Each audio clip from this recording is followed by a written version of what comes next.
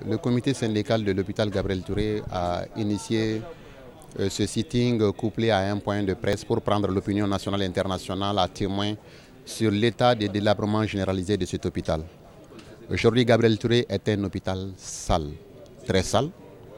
Gabriel Touré est un hôpital sans directeur. L'actuel a été relevé depuis plusieurs mois et nous ne connaissons pas encore le nom de son remplaçant. Cela entraîne beaucoup de choses, même par rapport aux sanctions qui doivent être prises contre des agents souvent indélicats. Ça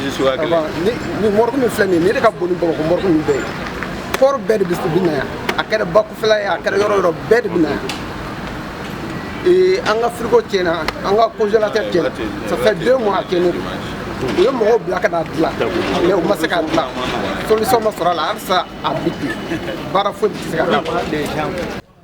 Gabriel Touré a été totalement délaissé par les plus hautes autorités du pays, à travers une coupe budgétaire que nous ne comprenons pas. De plus d'1 milliard, nous nous retrouvons aujourd'hui à 158 millions comme budget de fonctionnement pour l'année 2020. Cela peut avoir des conséquences désastreuses.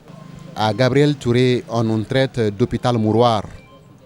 Et cela se comprend.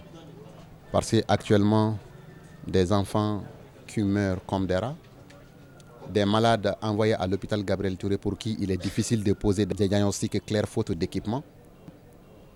Il est inconcevable que l'hôpital le plus fréquenté d'un pays, qu'on ne puisse pas faire même une simple échographie, même une simple aneuryscopie ou une fibroscopie, une mammographie, ça c'est des examens élémentaires qui doivent être faits normalement dans les CESCOM, mais qu'on n'arrive plus à faire à l'hôpital. Donc face à cette situation, je pense qu'en tant que responsables syndicaux, il est de notre devoir d'interpeller les autorités et de prendre à témoin l'opinion nationale pour que chacun puisse s'y mettre afin que nous sortons de cette situation.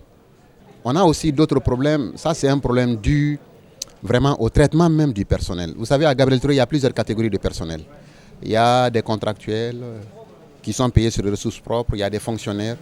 Et au niveau de ces différentes catégories de personnel aussi, il y a d'autres catégories. C'est-à-dire il y a le personnel hospitalo-universitaire, par exemple, qui, en plus de leur travail à l'hôpital, encadre des étudiants et dispense des cours à la faculté de médecine et de dentostomatologie.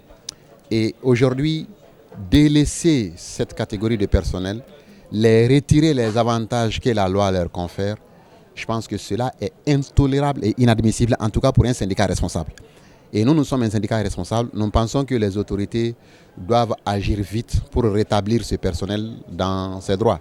Il y a aussi nos primes de garde, nous dormons dans ces immondices-là, nous dormons dans ces saletés, mais quand c'est le moment de payer nos indemnités, et il nous faut sortir, il nous faut menacer de grève. Il faut que les autorités reprennent cet hôpital. Il faut que Gabriel Touré redevienne un hôpital. Après 60 ans d'existence, il est temps.